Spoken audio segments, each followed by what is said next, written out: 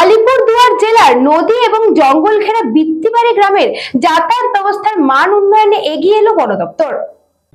পুরীর খাঁচা মানে আদি নৃসিংহ সুইটসের খাঁচা। স্বর্গদুয়ার থেকে মন্দিরে যাওয়ার রাস্তায় পিপি প্যালেসের বিপরীতে মিলবে খাঁচার খাজানা আদি নৃসিংহ সুইটস। আলিপুরদুয়ার জেলার কুমারগ্রাম ব্লকের বৃত্তি গ্রামের যোগাযোগ ব্যবস্থার মান উন্নয়ন এগিয়ে এলো বন দফতর।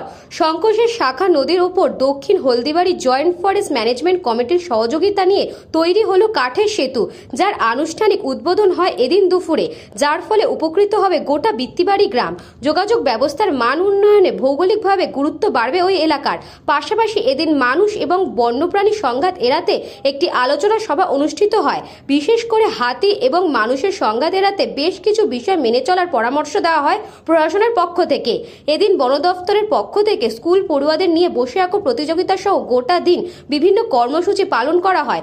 উপস্থিত ছিলেন রাজ্যসভার সাংসদ প্রকাশ চিক বরাকাই, বন দফতরের বক্সা বাঘ্র প্রকল্প পূর্ব বিভাগের ডিএফডি দেবাশিস শর্মা, এডিএফ ও অরিজিৎ বসু, কুমারগ্রামের বিডিও রজত কুমার বলিদা, কুমারগ্রাম থানার আইসি শ্রমিক চট্টোপাধ্যায় প্রমুখ।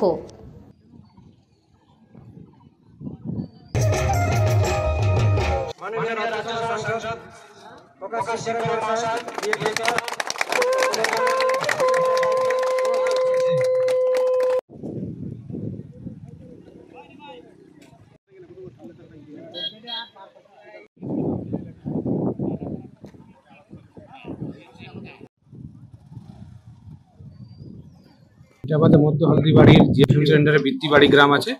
বৃত্তিবাড়ি গ্রাম আমরা দেখতে পাচ্ছেন কি সংকোষ, মানে দুটো সংকোষের মাঝখানে পড়ে। এদিকে একটা সংকোষের একটা ট্রিবিউটারি আর একটা সংকোষের মেন সংকোষ। তো ওদের দীর্ঘদিন ধরে এই গ্রামের একটা অসুবিধা ছিল এবং তার জন্যে এটা এখন বর্ষাকালে যেটা সমস্যা থাকতো কি বাচ্চাদের স্কুল কোনো মেডিকেলটি আসা যাওয়া, সেটা একটা সমস্যা ছিল। তো এখানে আমাদের জিএফএমসি ফান্ডে কিছু টাকা ছিল, তো এবং জিএফএমসি ফান্ডের টাকা আমরা ইউজ করি, যেটা আমার ইকো ট্যুরিজমের থেকে যে 40% দেওয়া হয় গ্রাম জিএফএমসি থেকে, তো ওদের ব্যাংক অ্যাকাউন্টে টাকা ছিল, সেটাকে ব্যবহার করা হয়েছে এবং কিছু গ্রামবাসীরা নিজে কিছু কন্ট্রিবিউশন করেছে এবং আমরা কিছু আমাদের সাইড থেকে ফরেস্ট ডিপার্টমেন্ট থেকে আমরা কন্ট্রিবিউশন করে এটা সব মিলিতভাবে একটা ব্রিজ তৈরি করা হয়েছে এবং সেই ব্রিজের মাধ্যমে এবার আশা করি কি যে সমস্যা অনেক সমস্যা ছিল, সেই সমস্যাগুলো অনেকটাই সমাধান হবে এবং যাদের সমস্যা কোনো মেডিকেল এমার্জেন্সি, বাচ্চাদের স্কুল, সব সমস্যাটা আশা করি এটা এবার ঠিক হয়ে যাবে। এটা টোটাল কস্ট মোটামুটি অ্যারাউন্ড 8 লাখের কাছাকাছি এটা খরচা হয়েছে, যেটা সবই গ্রামবাসীরা নিজে কন্ট্রিবিউশন, তারপর তার সাথে জিএফএমসি ফান্ডের টাকা যেটা ছিল সেটা ইউজ করা হয়েছে। এবং এই ব্রিজ বর্ষাকালে জুন, জুলাই, আগস্ট মাসে এই এলাকার মানুষ কিন্তু বাইরে হতে পারত না রিগার্ডিং হেভি রেনের জন্য এবং পাহাড়ি নদী যে সংকোষের জল বড়ার জন্য। প্রত্যেকবার এখানে ছোট একটা কোনো মতন করে নৌকা বা কোনো মতন করে যাওয়ার একটা ব্যবস্থা এরকম করে করে কিন্তু মানুষকে পার করতে লাগতো।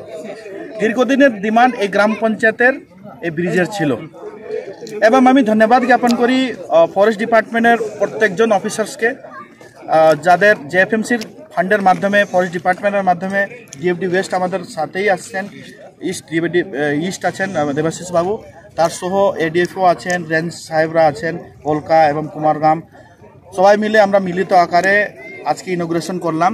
দীর্ঘদিনের যে ডিমান্ড ছিল যে ছোট্ট একটা কাঠের ব্রিজ, এই দীর্ঘদিনের ডিমান্ড আজকে পূর্তি হলো। তার সহ সংকোষ রিভার প্রোটেকশন করার জন্য বৃত্তিবাড়িকে গতবার ইরিগেশন ডিপার্টমেন্ট থেকে অ্যাপ্রক্সিমেটলি 2.5 কোটি টাকা দেওয়া ছিল এবং আরও আমার কাছে যে রিকোয়েস্টেশন আসছিল আরও কিন্তু 2.5 কোটি টাকা অ্যাপ্রুভাল হয়ে গেছে। তার মানে বৃত্তিবাড়িতে আর সংকোষ নদীর জল ঢুকবে না, কেন প্রত্যেকটা ফ্লাডের সময়, প্রত্যেকটা বর্ষার সময় গ্রামের বাড়ি বাড়িতে জল ঢুকে যেত, এটা কিন্তু প্রোটেক্ট করার জন্য ইরিগেশন ডিপার্টমেন্ট ফান্ড করে দিয়েছে।